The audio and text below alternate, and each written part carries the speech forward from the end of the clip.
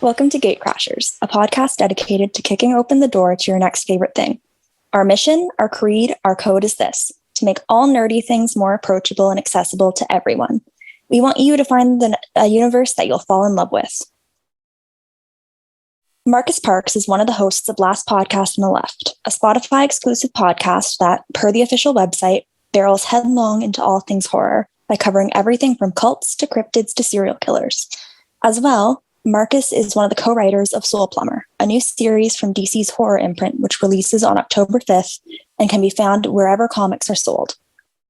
Marcus was kind enough to sit down for a chat about both Soul Plumber and his other endeavors. Okay, so we like to start with the same question for all of our interviews as a sort of icebreaker. So what's your favorite sandwich? Reuben, easily. Yeah, give me a big, juicy, gross Reuben that's greasy and has the sauerkraut, Russian dressing, and either corned beef or pastrami. I don't care which one. But yeah, Reuben, easily my favorite. New York Reuben. That's a common one that we get. Yeah, it's the best sandwich around. Yeah, it's pretty good. And maybe it's because the people you talk to are all like, unhealthy like I am. It's a very unhealthy person sandwich. Sandwich it's a good sandwich. It is. So we're going to start with a couple questions about Last Podcast, if that's all right. Sure. How did Last Podcast on the Left come to be? Like, what was the process of it being created? I personally have been in radio and broadcasting for 20 years, and eventually I moved from FM radio to internet radio to podcasting. And then once I moved to podcasting in New York City, I started hanging around the New York comedy scene, interviewing comedians for a show that I had many, many years ago called Portrait of a Comedian. And that's how I met Ben Kissel through that show. A friend of ours, Mike Lawrence, introduced us.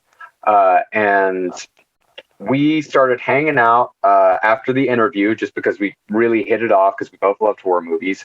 We ended up watching, he'd never seen Cannibal Holocaust, and Cannibal Holocaust is my favorite horror movie. So he came over, we watched it, we had a great time because Cannibal Holocaust is a very specific horror movie. Like if you like Cannibal Holocaust, then you're going to be friends with the other person who likes Cannibal Holocaust. And so through our love of horror movies, we decided to start a horror movie podcast because we'd already started doing two podcasts together. We'd already done Roundtable of Gentlemen, which is just kind of a comedy show, and Abe Lincoln's Top Hat, which is a politics show. So we started doing Last Podcast on the Left, originally just to talk about horror movies. And then by episode 3, we wanted to talk about serial killers. So Henry, we knew him because Ben's roommate was in a sketch group called Murder Fist with Henry, and we'd all hung out together a ton, of course, and had already talked about serial killers a ton of times. And so he came on as a guest, and then he said, "I'm on the show now." So technically, Henry has been a guest this entire time. He's not even a full host. He's just been a guest that just never left. Really, I mean, this show just came from the conversations that we were having with each other normally, just in the course of hanging out and, drinking until 6 a.m. screaming at each other. Like, this is just, talking about aliens, talking about ghosts, talking about magic, talking about serial killers, talking about true crime. Like, it just started from that. It was a passion that all three of us had. And people, like, once they started hearing about the show, because we started with 0 listeners, once people started hearing about the show, they really responded to that passion. And once, they started responding to that passion, they started telling their friends about it. And then those friends told more friends. And Last Podcast was just a DIY word of mouth thing for years and years and years. Like, it wasn't until I think like 7-8 years in that we started getting any press. We didn't start getting paid for the show until I think like 6-7 years in.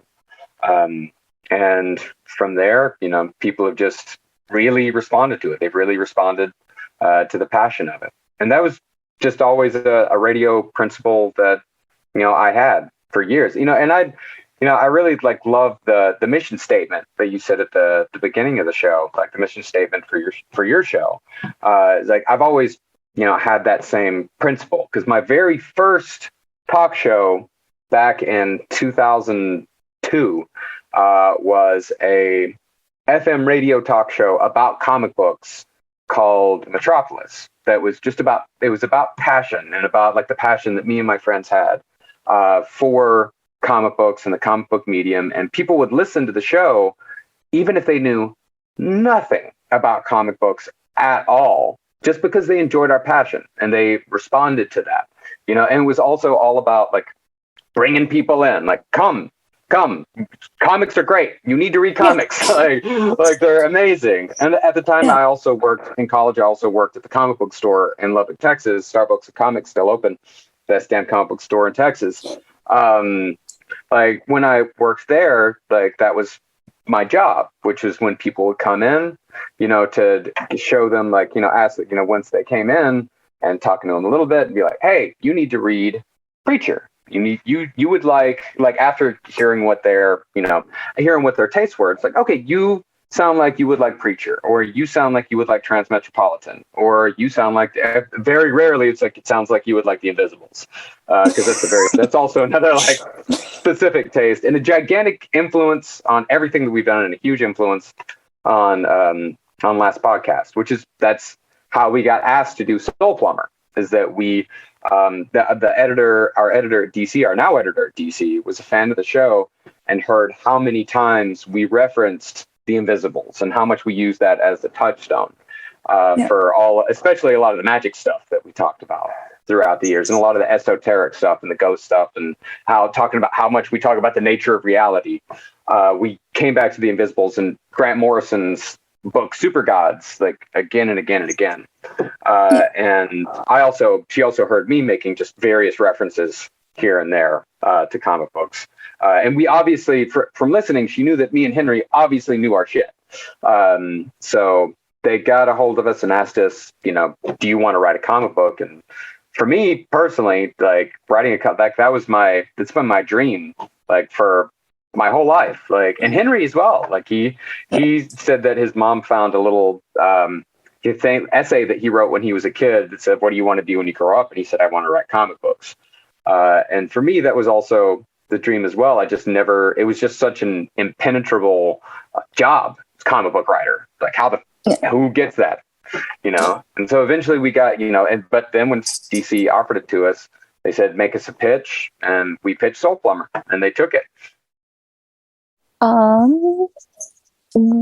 What was the comic that made you want to make comics? Like, is there a single one? Preacher. Or are there multiple? Preacher for me, like that Preacher is not just like my biggest like comic book influence. It's one of the biggest influences on my life as a creative, 100%, and just a big influence on who I am as a person.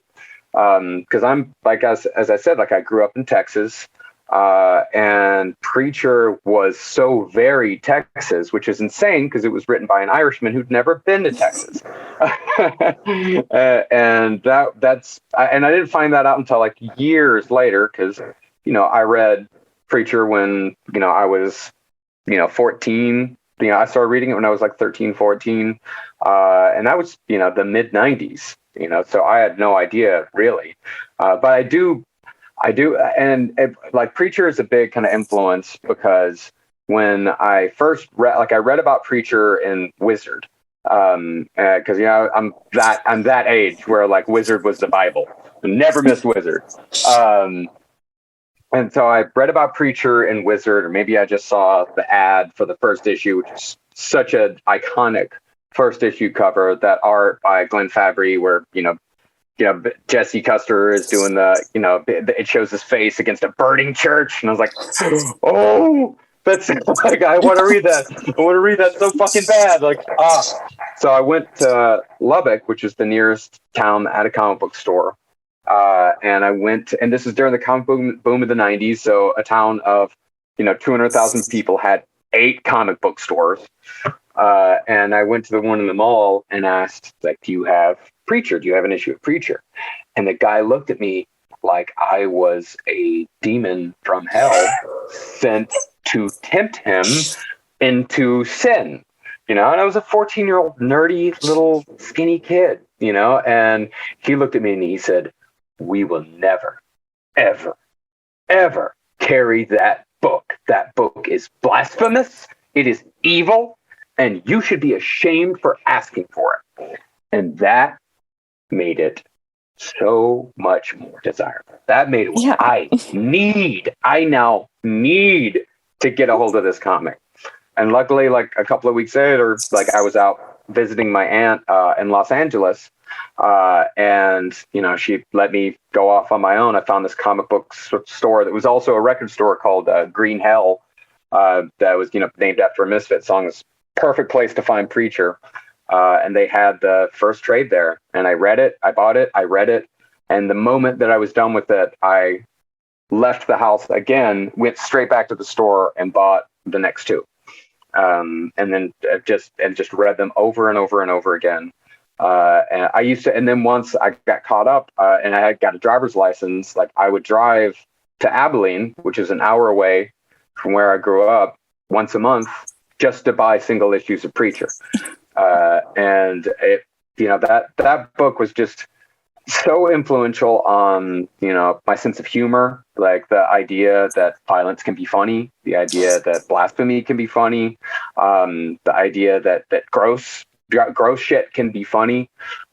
Just that everything, Garth Ennis changed my life completely. As far as, what you can do with a comic book. It was always my favorite. And of course, Neil Gaiman as well. Sandman was a big, huge influence. But Sandman was also, but Sandman seemed to be too highfalutin. Like, I'm not a good enough writer. Like, I'm not a Neil Gaiman writer. I'm more of a Garth Ennis. Where it says something and it has heart, because that's what the great thing about Garth Ennis is, that Garth Ennis's books always have heart. And that was something that I could do, I could do Garth Ennis. I can't do Gaiman. I'm never writing a novel. Like, I'm never writing a genius novel like American Gods. That's just not the cards. Yeah. So you mentioned, sorry, I got the notification. You mentioned that the worker at the store said that Preacher was blasphemous. Have you found that things being deemed blasphemous or wrong has only served to make it like more attractive? Of course, absolutely. I mean, that's maybe it's just my contrarian nature. But yeah, if something is blasphemous, if something is scary, it's why you love horror movies too. Yeah. It's if something is scary and it's alluring. That's what the people who try to ban things never, ever, ever get. They never understand that by banning it and by drawing attention to it, they only make it more desirable and they only attract people to it. Because I like stuff that is outside of the norm. That's going to say something that maybe I haven't heard before. Growing up in a very small Texas town, like there was always the idea that and I think a lot of people feel this who grow up in small places or very, very conservative places, this idea that like there's something more out there, like this place is too small for who I am. It's great for the people that are here. I'm not going to say that it's bad or that it's wrong or that they're stupid or anything like that. I'm absolutely not saying that. It's just like, this is not me. And when I saw people saying like, you shouldn't do this, you shouldn't read this, you shouldn't listen to this, I saw that as a flag of, I think I should, because what you're offering isn't me. What you're offering doesn't speak to me. So it only follows that the things that you think are wrong are also the things that are right for me. Yeah. And that's, and that's kind of what we wanted to do with Soul Plumber. Like, we wanted to make another book that somebody wouldn't sell in their store. Like, that somebody would find offensive and something that speak to their personal experiences, and that's fine, but it's not for them. It's for us. It's for people like us. It's like something that Lou Reed said when he was, writing the Velvet Underground's first record. And when people got so offended about the lyrics in the record, is that he said he was writing for something for the kids in the back row, and that's what we're doing. That's what we've always done. That's what Last Podcast is. That's what everything that we've ever. That's what No Dogs in Space, the music podcast that I do with my wife. That's what that is. Like it's all stuff for the kids in the back row, because somebody's got to make something for them, because we were those kids, and there wasn't a whole lot of stuff for us. So we're always making stuff that, if we're making stuff that we would listen to, the stuff that we see out there, that there's nothing out there yet for us. So let's make something for us. But on the other hand, right now it's like a fucking renaissance in horror comic books. Like horror comic books, there's so many good ones. Like there's, Department of Truth, if you want your like conspiracy horror. There's Ice Cream Man, if you want your surrealist horror. There's even like the Immortal Hulk, which is if you want superhero horror, which is great because it takes the Incredible Hulk back to what the Incredible Hulk originally was, which is a horror comic book. There's so many great things out there. Silver Coin didn't get a lot of attention, but it's fucking great. It's fantastic. Isn't it so cool? Yeah. I'm so happy they're doing more. Like I was so impressed with that. And like, if you want splatter horror, if you want gore horror, like you go for Red Room. Like Red Room is a great book. Like Ed Piskor, like his art in that book is fabulous. It's mind blowing stuff. So we're very like proud and very humbled to be like entering into this world right now where there's just, and James Tynion's Nice House on the Lake. It's like suspense horror. It's so good. It's so good. There's some fantastic stuff coming out right now. Yeah. And so we're humbled to enter into this time. Like it's the perfect time for a book like ours, and we're very proud to be a part of it. What would you say are your horror influences in terms of Soul Plumber? The biggest influence would be Frank Henenlotter, who did Basket Case. Basket Case, movies like that are very like that sort of 70s, 80s, 90s, like splatter horror, exploitation horror, the stuff that doesn't take itself seriously at all, but still has scary moments. But really it's the grind, it's the dirt. Like we wanted to, like if you read Soul Plumber, it's a very dirty book, and when I say dirty, I don't mean like it's filthy. It feels gross, and it's John McCrae did such a great job because it's what we asked him. It's like make this world gross, dirty, and sticky, and he did it, and that's how those movies are. Like those 70s, 80s, 90s, like splatter horror, like B horror movies. That's the feeling that you get from it, like, and that's what we wanted with Soul Plumber. That was absolutely the biggest influence. Yeah, they feel like they would be covered in dirt. Like I don't know. You feel like you take a shower after you see, after you're in that world. Like it's not a world that you want to. It's not a world that you want to live in, but it's a very fun world to visit. Yeah, definitely. Especially from a distance. Yeah, don't want to be right there. No. What was your first experience with horror? My first experience with horror that I remember was Texas Chainsaw Massacre 3. That was, and it's not, you watch it now, it's not good. You watch it now, it's one of the weaker ones in the Texas Chainsaw franchise.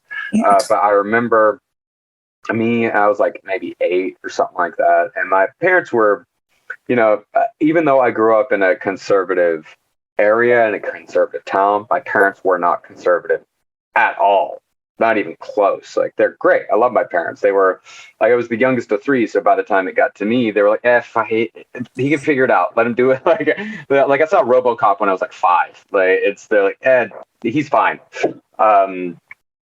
So we watched it, and I Me and my buddy watched it at a sleepover, and I was loving it the whole time. Like, this is great. And my friend literally peed himself. Like, he wet himself. It was, and to me that made it better. Like, it was like more. It was like, wow, like it's that scary. Like, I'm having so much fun that like his fear made it better. That like it was a more fun experience, I guess, and that got me with horror. And then when I finally watched and that was a fun horror movie, but when I saw the original Texas Chainsaw Massacre, like 2-3 years later, when I was like 11, 12, something like that, like I remember I was at home alone, and I grew up in the middle of a cotton field, nearest neighbor 2-3 miles away. And I'm watching it, and it starts, of course, with John Larroquette narration. This is based on true events, but true story. And I took it at its word completely. And you're watching the movie, and I'm fucking truly terrified this time. Like, it's fun, but I'm truly terrified because it's Texas. And then there's a scene when Sally temporarily escapes the house, goes to the gas station, and there's a guy on the radio talking about, talking about crimes, talking about where they are. It places them, and it places the entire thing happening near Childress, Texas. Childress was like an hour from where I grew up. And, and so as far as I was concerned, like, Texas Chainsaw Massacre happened an hour from where I was sitting alone way alone, like alone, at that very moment. So that, that sort of feeling that it gave me, like, that was a lock. That's what locked horror movies in for me forever. Yeah, we even like I'm from Ontario, so like nowhere near where Texas Chainsaw is set at all. But it was always like, oh yeah, it happened, and like kids would say, oh, it's real, and it happened. It actually happened in Ontario. Is the thing, they don't tell you that. And it was just this thing where like, oh no, Leatherface is gonna come get you. That's really fun. But on the other hand, I had friends that loved horror movies too, when I was growing up. And, when we were kids, like, and that was the funny thing about it, is that we would play a game, like, this is like early 90s, it's around the time Jeffrey Dahmer was caught. And Jeffrey Dahmer was getting big. So we would play a game in the playground, where other kids are playing like cowboys, cowboy cops and robbers, stuff like that. We played a game called Serial Killers, where it would be like, you're Michael Myers, you're Leatherface, you're Jason, you're Freddy, you're Jeffrey Dahmer. Because for us, it was all the same, like, we didn't really have a grasp, like a concept that like all these other things are stories, but Jeffrey Dahmer's real. He's very, very real, with very, very real victims. We didn't have, it didn't click with us. Like, for us, it was just, a part of the game, where like we chase each other around with like we bring our Halloween knives to our Halloween costumes and shit to school, and like chase each other around and have a great time. Yeah. So horror was just, it was always fun for me. It was always a fun thing. Do you think that there's fun to be found in bad horror? Like bad horror movies? Oh yeah. I love bad horror movies. There's always like Chopping Mall. My wife is like obsessed with this one called Dark Night of the Scarecrow. There's so much fun to be found in bad horror movies, but on the other hand, it's, what's bad? Is it bad if you have fun? It's like, sometimes like a bad horror movie, like the only thing that can truly make a horror movie bad, in my opinion, is being boring. And not saying anything, and nothing happens. And sometimes, like, that's what a bad horror movie is. If a horror movie, if you have fun watching it in any way, no matter what, then it's good. Like, because it's but that's just that's my personal, that's my take on it. Yeah. I definitely agree with horror needs to be fun. Like, always. What's the whole point? Sorry. No, it's fine. You mentioned in the press release for Soul Plumber that the first comic you read was one of Alan Moore's Swamp Thing issues. Yep, Would Swamp you Thing say number that that's 32. influenced your taste in comics? First of all, great series. I love it. Would you say that that introduction has influenced your taste in comics? I think, I mean, it's odd because it wasn't until later that I knew that it was good. You know what I mean? Like, it's not until, because I was 5 years old when I read that comic.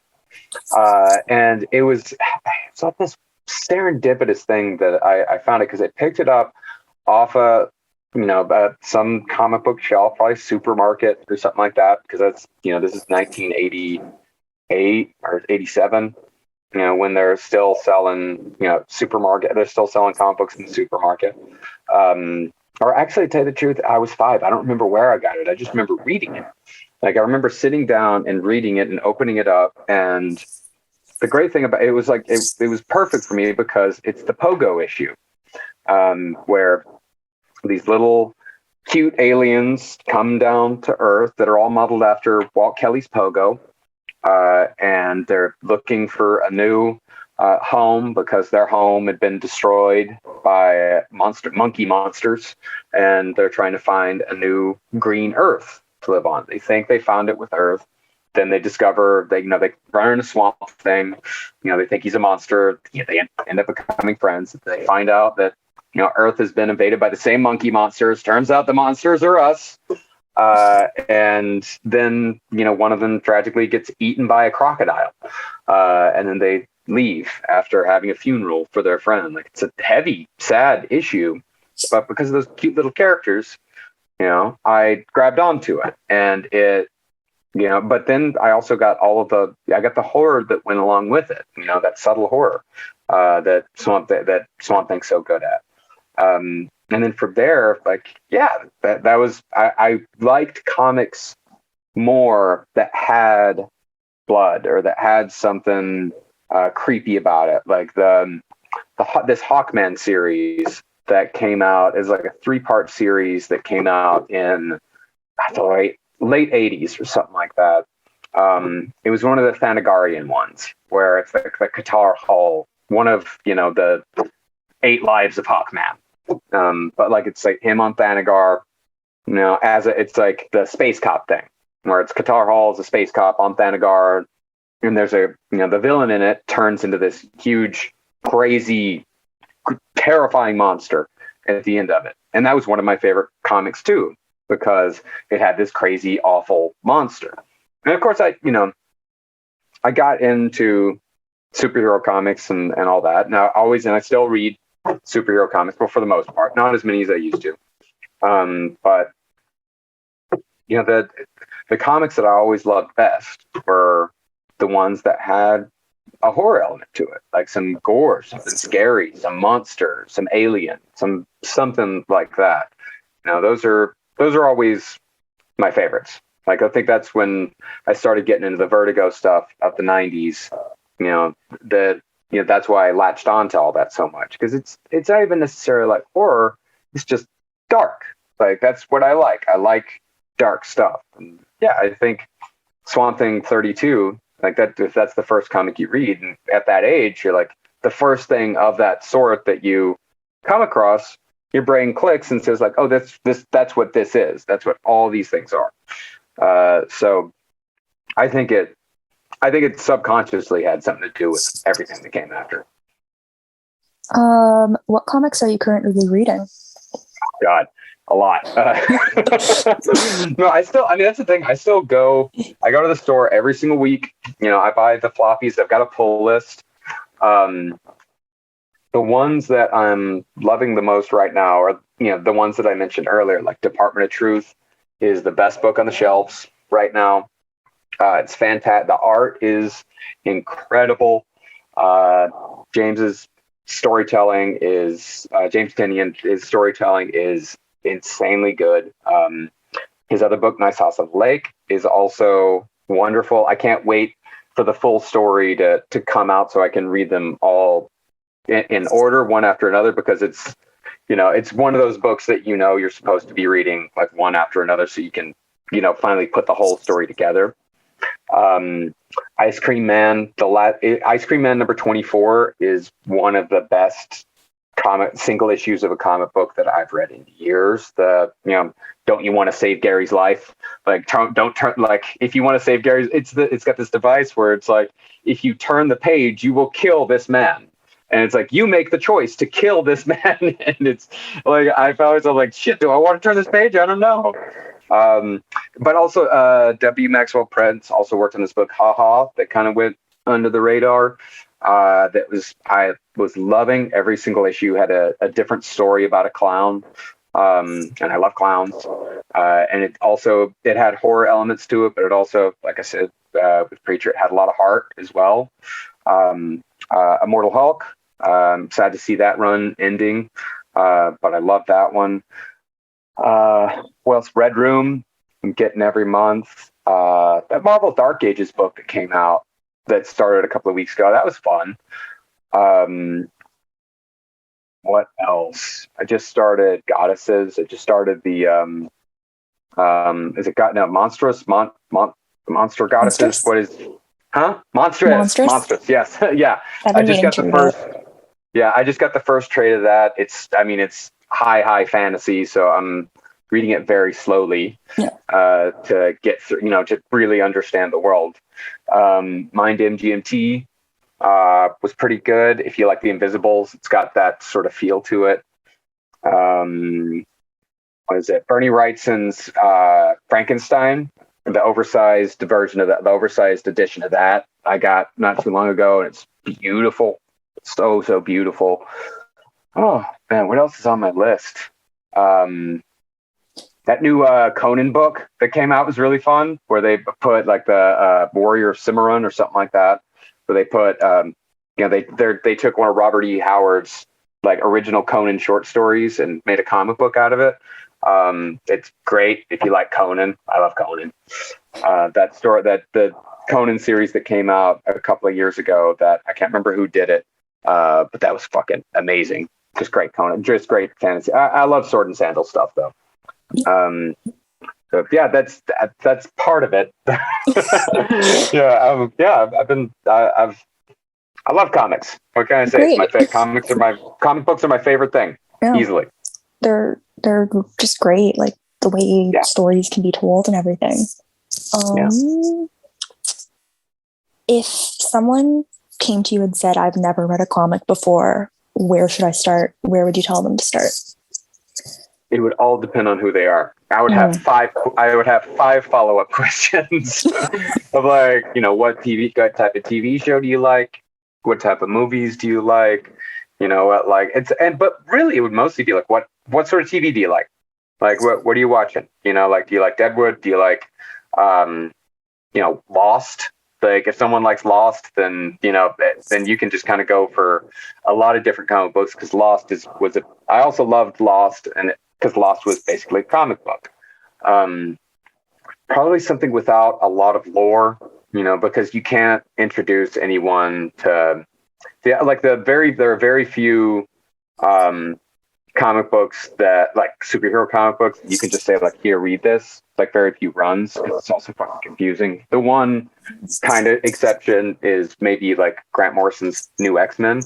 One of my favorite probably my favorite superhero run it's ever been. Like right after that is like Jeff Johns' JSA run. If they like superheroes and want to do more superhero stuff, I'd say, read Jeff Johns' JSA. Like, it's just it's so good-hearted, so kind-hearted and fun. Jeff Johns' Flash is also fantastic if you like superheroes, because you can just kind of hop right into that.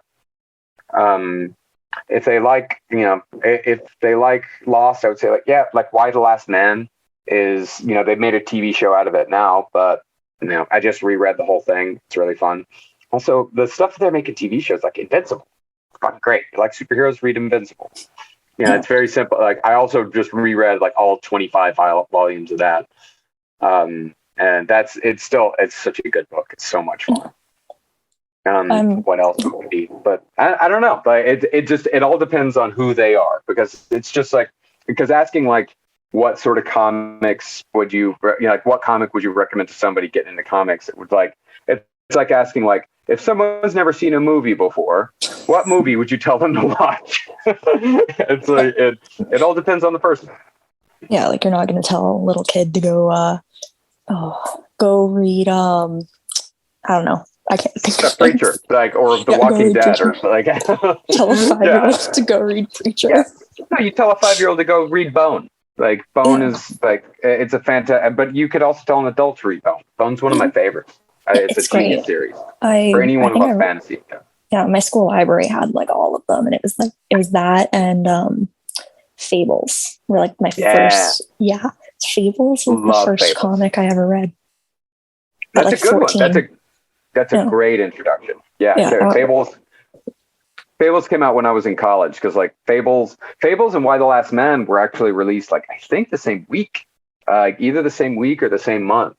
But those two ran like kind of intense. And when those two came out, like it was comics are like there's really great shit going on right now. Like early to mid 2000s Vertigo is fantastic. There's so many good gems in there.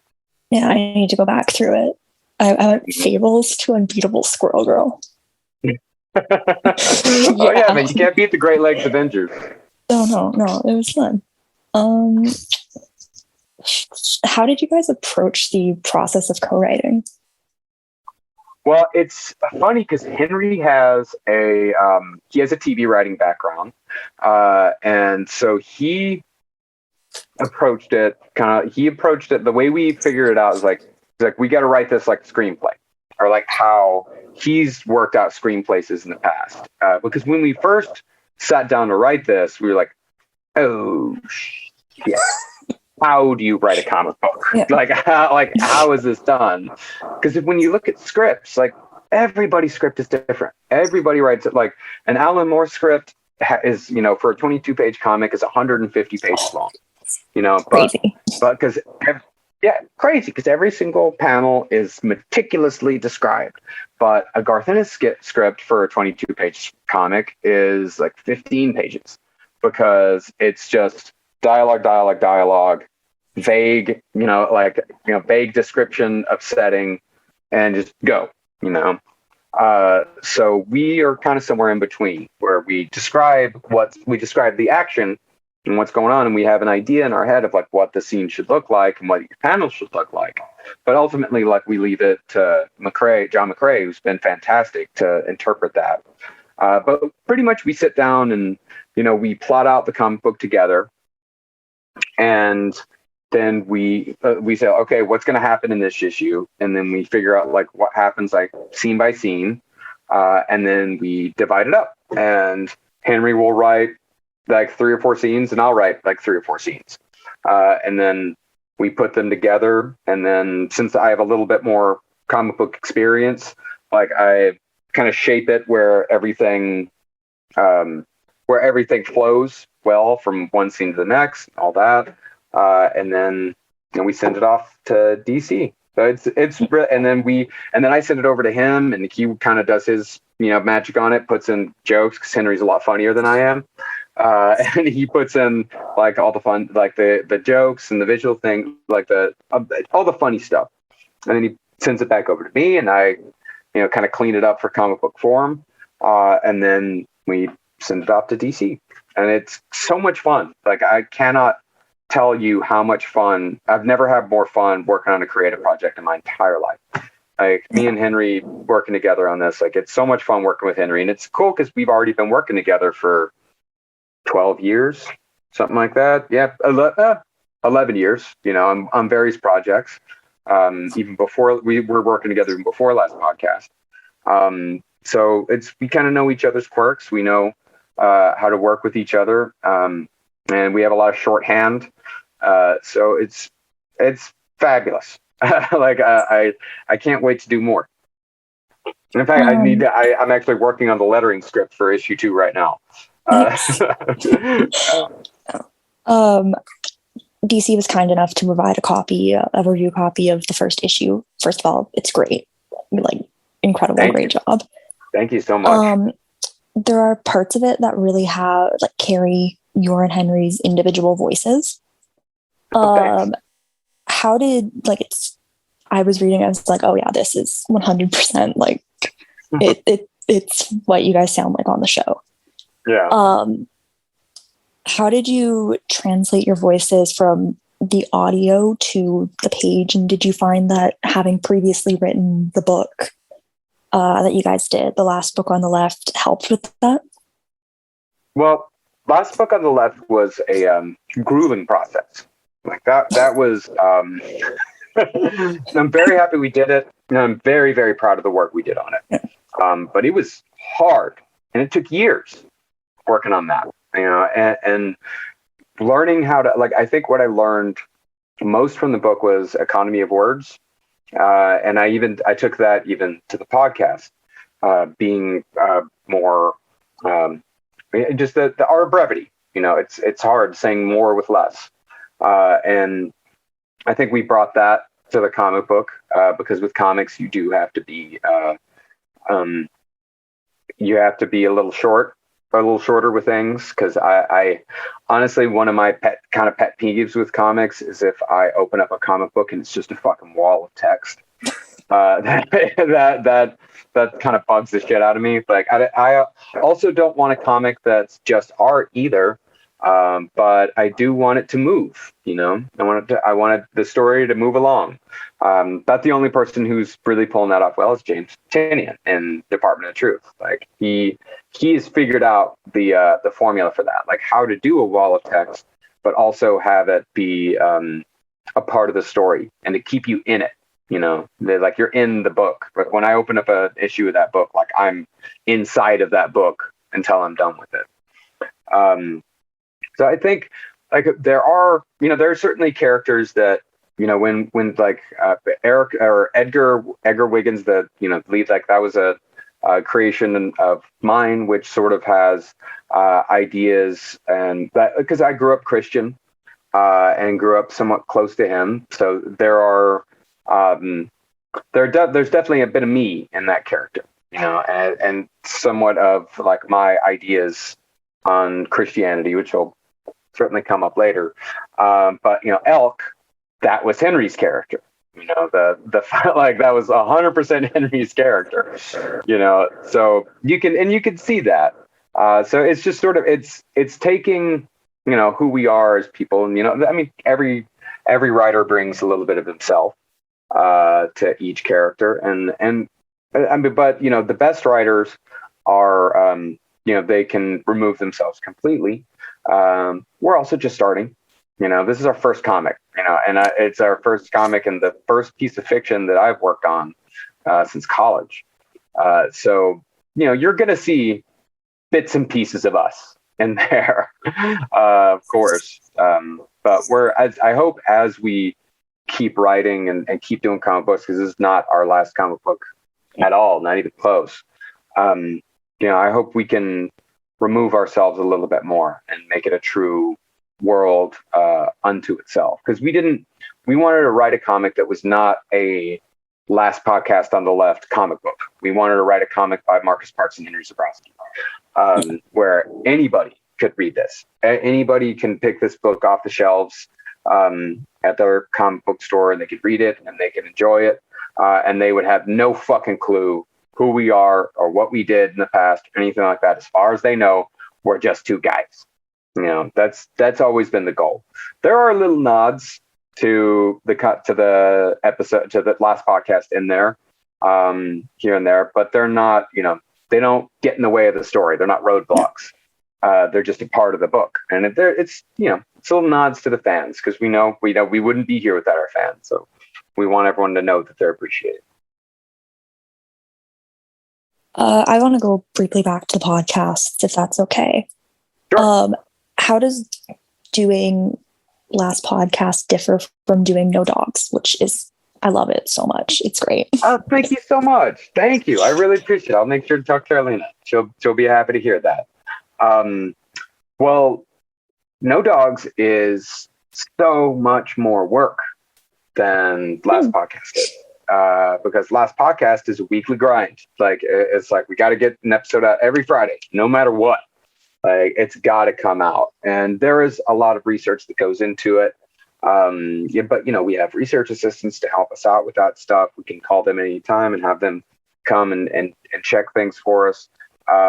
No Dogs is so meticulous. It's extraordinarily meticulous. That's Carolina. That's all Carolina that does the meticulous type of, the meticulous research work. We go through and like we write multiple drafts of every strip. And the other thing is with No Dogs, it's two parts. It's the way we say it. The way that we say it is No Dogs is two parts of the same brain.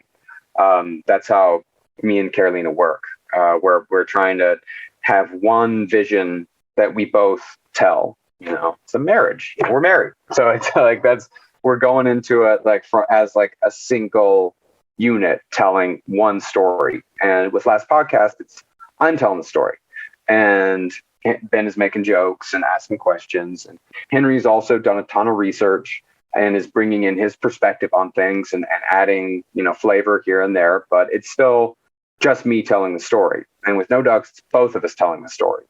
And with music, if you get something wrong, Jesus fucking Christ, if you get a detail wrong or get like a little, we get it on last podcast, of course, like we get people sending in shit, like little things like, oh, you got this wrong. You said these things wrong. Okay. You misspeak, it happens. We're fucking comedians. We're not journalists. But No Dogs, it's like you get something wrong with music, like if people get mad and they stop, they'll just like, okay, they just turn it off. It's like, oh, these people, they got the recording date wrong on this band's third album. They were in the studio from October to November of 1967, not fucking April to May.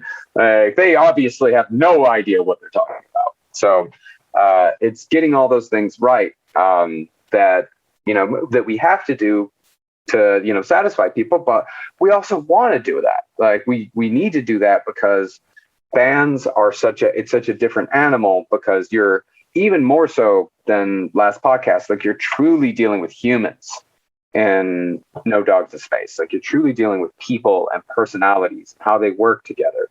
So timelines are very important to figuring out the why and the how, because what No Dogs and last podcast share is that they're both driven by the same central question: how did this happen? With serial killers, you look like, how did it get to where this guy is murdering people? And like, how did BTK become BTK? How did Richard Ramirez become Richard Ramirez? Richard Ramirez, it's a very easy answer. BTK, it's a very difficult answer. And with No Dogs, it's the same thing. We're working on the Velvet Underground right now, and we don't get to the first album until the third episode, because it's such a Velvet Underground and Nico is such a groundbreaking album. It's such an original album. Nothing existed like that before. It takes you a long time to explain how. How did these people come together? How did their individual influences create this album? Like, how did Nico get involved? What was her story? Everyone, like, how do all these things work together to create this album that everyone loves, so much? And that's also what makes No Dogs more difficult. Is with last podcast, we're usually dealing with one person, or maybe one movement, or like a large group. But with No Dogs, like, we're dealing with 4 or 5 people at a time. 3 is the least we'll deal with. The most is, when you're talking about a band like The Damned, who had so many members coming in and out over the years, like, new people keep getting added and then they get taken away. And then each person has that own little thing that they bring to it, and putting all of that together into a cohesive narrative where people can follow, where they don't get, distracted, or their mind doesn't wander or something like that. Like, that takes a lot more work of me and Carolina working together and going back and forth. than, last podcast where, you might have a straightforward story. Like, these are the things that happen. This is how they happen. But with, you're also with No Dogs you're working on, with No Dogs, you're also working on artistic interpretation, and you're also talking a lot about personal taste. But that's always the thing that we try to say was like, this is our opinion on this, or most of the time it's my opinion on something, where it's like, this is what I think, we're not telling people this is the truth. This is what happened. This is what you need to think about this album. This needs to be your opinion on this song. This is my opinion, or this is Carolina's opinion. This is what we think about this. And we always want to make sure that we give people enough information to draw their own conclusions. So in 2020, you revisited Heaven's Gate for the first time since 2015 with a 3-part series that it actually dropped almost exactly 5 years after the first one. Really? I didn't know that. I went back and checked. It was like 1 week off. That's funny. Yeah. How did things change from those 5 years and how you approached it? Well, I remember, what episode was the first Heaven's Gate? Wasn't that like 30? Like 35. Well, what that is that when we switched to a new system, like everything kind of gets listed as those 5 years. Heaven's Gate was actually 10 years before. Wow.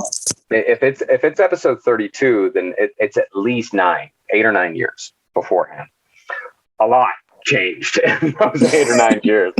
That's the really funny thing about podcasts is that, people will go back and they'll listen to those episodes. And for them, they listened to it yesterday. For me, that was 8 years ago. Like, imagine where you were 8 years ago. And then imagine where you were 8 years ago. And then imagine someone coming up to you tomorrow and asking, like, hey, you remember that thing you said 8 years ago? The conversation we had, it's difficult because it's we're living on a totally different timeline than our listeners. It's a whole nature reality thing. But, I think back then, we were not taking it as seriously. We were still just kind of having fun with it and noticing like, oh, people like this, because this is one of, back then it was like, this is one of 5 podcasts I'm on. Ben also, like, this is one of 3 podcasts that he's on, 3 or 4. And in addition to, he was still doing stand-up, and Henry, he's doing acting at the time. Like, it was just one thing that we did that was kind of getting the thing that was getting the most attention. So back then, like, I'd go in and I'd, look up shit on the internet, maybe the day before we recorded, sometimes the day of, just so I could have some things to add, some things to talk about, so on and so forth. But they were just discussions, really. Like, we're just talking about, this is what, like, not even necessarily like, this is what Heaven's Gate is. It's like, a lot of times back then, we kind of come into it, like, assuming that people knew who Heaven's Gate was. Not even really giving a background on that big background on the story. It's just going through and finding, what are the funny things about Heaven's Gate? And what are the, like, and that's it. That was the whole concept. What are the, like, let's talk about Heaven's Gate. Let's find the funny things about Heaven's Gate. Because I think the episode's like 45 minutes, maybe an hour. Because there was a lot of episodes back then that are even like 30 minutes long. And now it's a whole different game, because we started realizing that last podcast, people responded more to the heavily researched episodes. And I also found myself, I was a lot more comfortable on the mic with the guys when I knew what I was talking about. So if, I've got everything, because it's a funny thing, I have a shit memory. I have an awful memory. It's really, really, it's terrible. It's a problem. I have to write everything down to remember it. So with last podcast, I started writing everything down so I could remember it. Because when I would read stuff beforehand in advance, and I would think, oh, that's cool. I want to make sure I've mentioned all these things. And then I'd start recording and my mind would go blank. I couldn't recall anything. I'd try to recall I'd start telling something and forget what I was, the story halfway through. So I started writing everything down. And then eventually me writing everything down started evolving into a full narrative. And then it got to be where we started seeing like what is it? Like we started seeing where the stories were funnier, or the details were funnier, if we told the whole story. Because what's funny about all of these people and these things, it's always the details. The details are always the funniest thing about it. And you can't get to the details without telling the full story. So in order to do that, we had to start reading books, and we had to start making outlines and telling narratives. And then we started noticing like, oh, if we read 2 books, then we can start getting more of a story. We can start getting more of what's happening here. And it just evolved from there. So by the time we did like, Heaven's Gate again, we could tell a full story, could tell a full narrative. And it was wildly different. It was weeks of work instead of hours. And I think that's the biggest thing. And then the final question, across both No Dogs and Last Podcast, what are some topics you'd like to cover in the future? French Revolution is going to be a big one on Last Podcast. That might be a year away, 2 years away. We want to start doing dictators. We want to do Stalin. We want to do Saddam Hussein. We've got some good cults coming up. Those are wants. Those are all like I want to do Eli, the Vietnam massacre. I want to do it's for me, the wants are all like history, or Henry. The wants are like, conspiracy stuff, which I also wanted to do. MK Ultra. And then there's like parts that, where we come together, where it's like Operation Paperclip. That satisfies both of our wants and urges, That would be a crazy one. Yeah. With No Dogs, like after the season on alternative, like we want to do like Willie Nelson. We want to do like country music. We want to start doing like blues guys. We want to do in country, like Patsy Cline. That story's great. Or Lynn, that story's great. There's so many different genres and so many different like directions we could go in, that it's limitless. It's absolutely limitless. Like we've, some of the ideas that we've had, like we want to eventually do like a huge Bowie series eventually. And maybe do like a Johnny Cash series, but go a little further than Cash by Johnny Cash, because Cash by Johnny Cash gets, I don't know why people say it's like, oh, it's one of the best music autobiographies ever written. No, it's not. It's fucking glorified liner notes. Like it's just him going through, like there's a great story about him almost getting killed by an ostrich. And then most of the rest of it is thank you to this person for doing this. And thank you to this person. I don't get why people think it's so good, but I would rather I would like to do something like that, where it's like, here's the true life of Johnny Cash, and not just, or Walk the Line, which for some reason portrayed him as an overgrown child throughout, which is, I thought, an odd choice. I also don't know. I love that movie. It's great, but I also thought it's an odd choice. It's like, why are they portraying him just as this big kid, this big selfish kid? There's more. I feel like there's more depth to him, but that's partly. And there's, and we've got a big season coming up on No Dogs. A lot of shit planned out. A lot of stuff. Can't wait for Nick Cave. Oh, that's gonna be awesome. Do you want to tell people where you can be found? Oh, like online? Yeah, you can find us at let's see here. Yeah, Last Podcast on the Left on Spotify. No Dogs in Space is available wherever podcasts are found, and Soul Plumber can be found at your local comic book store. Awesome, thank you. On October 6th or 5th, one of the two. Next Wednesday. Yeah. It's Wednesday. Yeah. It's New Comic Book Day. Just the next Wednesday. Well, thank you so much. Thank you so much. You have a good day.